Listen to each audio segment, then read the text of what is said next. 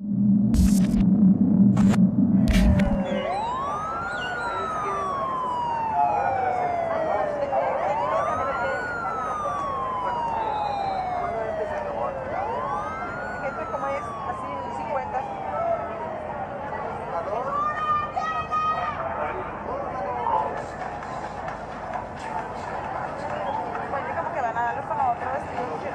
eso no es un globo, mire, Bancho, eso no es un globo.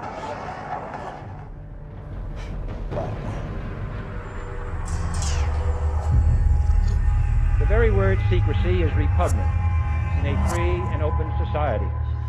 And we are, as a people, inherently and historically opposed to secret societies, to secret oaths, and to secret proceedings. And there is very grave danger. Its preparations are concealed, not published. Its dissenters are silenced, not praised. That I do not intend to permit to the extent that it's in my control. But I am asking your help of informing and alerting the American people. I ain't here to massage you with a fake truth, telling you that Hillary gonna win over and over and over. Then you wake up, you still can't believe it. You know why? Because you was lied to by Google. You was lied to by Mark Zuckerberg. Mark Zuckerberg, you wanna call me now? Do I got the vision, Mark Zuckerberg? Was you wrong? When I said I was $53 million in debt and you didn't call me, was you wrong?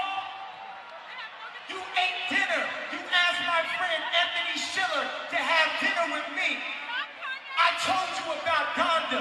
You said you would help, and you didn't. Then you went to look for aliens.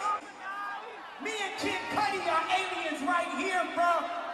The vibes is back, and you went to look for aliens. There are many who claim that unofficially, mankind has already made contact with aliens, and not just little microorganism floating around inside a massive alien ocean, but advanced spacefaring civilizations.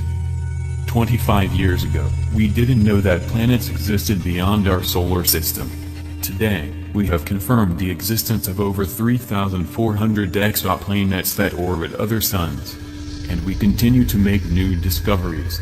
Understand, first of all, that I'm not a medical doctor. I'm an engineer. And so my part of it was designing the microchip, not interfacing it to the nervous system and this type of thing.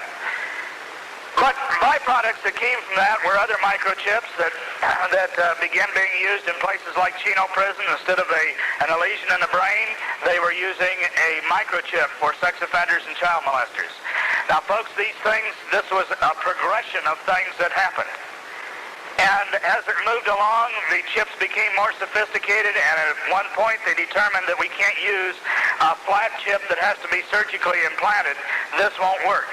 We got into designing cylindrical architecture, got into designing stacked strata, and building a cylindrical chip. This microchip, in fact, my wife has got one in her purse. It's going to be difficult to pass it around to everybody in here. In some meetings we can do that. Here it would be a little difficult. But this microchip, very small, fits through an eye of a hypodermic needle. Now, right here in Spokane, or in Sacramento, you have been exposed to this in pets and this type of thing. We've been using it for brands. We've been using it for all kinds of things. There's a group called InfoPet down in Los Angeles that claims they can keep track of 1 billion pets to within 10 feet of where they're at. And so these things are here. The reason we're here and sharing with you tonight is that these things are real, folks. And we're moving to the positive identification of the microchip. I'm going to kind of bunch some things together here, but one of the things that happened was we went out, we spent $1.5 million doing some research on places to put the microchip. We had determined this chip has 250,000 components, a little lithium battery built into it, and a charging circuit. It fits through a hypodermic needle, and one of the problems was you got to recharge this thing. You can't run in and change your battery like you do on your watch once a year. And so they've got to recharge this thing. And so we had a charging circuit built into it. And it was a charging circuit built on temperature change.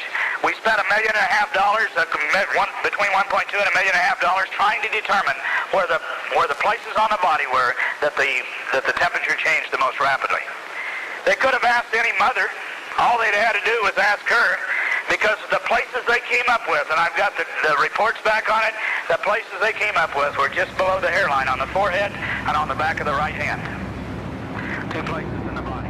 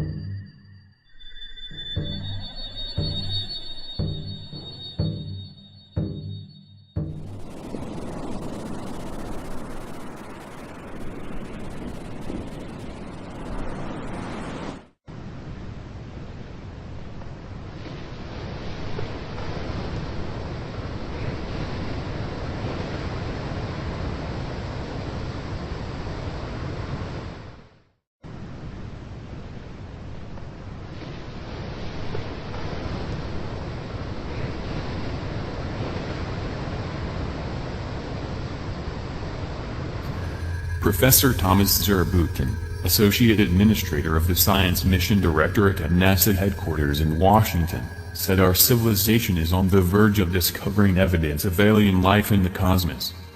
Taking in count all of the different activities and missions that are specifically searching for evidence of alien life, we are on the verge of making one of the most profound, unprecedented discoveries in history, said Zurbuchen during the hearing of the Committee on American Science, Space, and Technology. At the hearing, Professor Zurbuchen mentioned all of NASA's recent achievements in their quest for extraterrestrial life that support his claim. 2 weeks ago, NASA's Cassini mission demonstrated the presence of hydrogen in Saturn's moon Enceladus, while the Hubble team announced the results of the second observation of the oceans of Europa, one of the moons of Jupiter. Both discoveries are potential evidence of life, said the NASA spokesman, who also highlighted the advances made in astrobiology. And while we have not yet found definitive signs of life elsewhere, our search is making remarkable progress, said Zurbuchen, who noted that NASA's number of astrobiology missions is on the rise. Mars 2020, our next explorer, and will continue to advance this quest by researching a region on Mars where the ancient environment may have been favorable for microbial life. The mission will also look for signs of past life and collect samples that will be brought back to Earth, said Professor Zurbuchen. Zurbuchen also pointed out that to prove the existence of extraterrestrial life requires the cooperation of several scientific disciplines as a whole, such as biology, geology, astronomy, planetary sciences, earth sciences and many others. The NASA Transition Authorization Act of 2017, which President Trump signed into law last month, ensures continued American leadership in astrobiology and the search for life. It establishes the search for life's origin, evolution, distribution, and future in the universe as a fundamental objective for NASA. To accomplish this, the bill directs NASA and the national academies to develop an exoplanet exploration strategy and an astrobiology strategy.